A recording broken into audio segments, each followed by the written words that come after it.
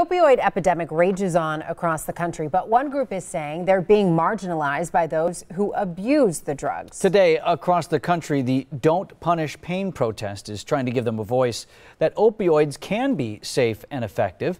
Sean Gallagher spoke with some of the organizers in our area earlier today.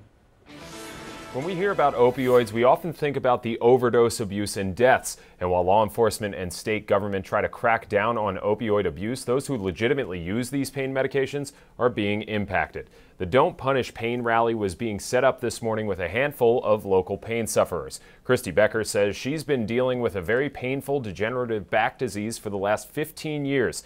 She says early on, opioid prescriptions were the only thing that made her feel normal. She and other users of the drugs say they don't give some sort of euphoric high, but just allow them to do everyday things.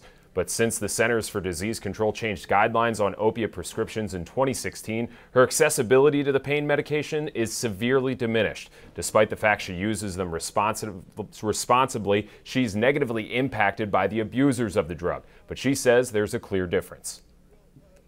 Addiction is different than people that take pain medication for quality of life to restore function instead of taking away the function like drug addicts. Drug addiction is a serious matter in our country right now and in the world, but the way they're going about it isn't right.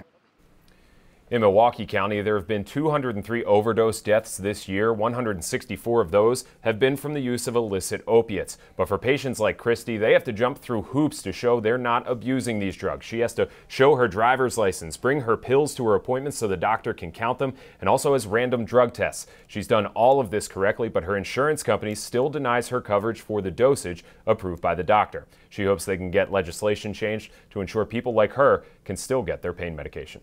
In the newsroom, Sean Gallagher, today's TMJ4.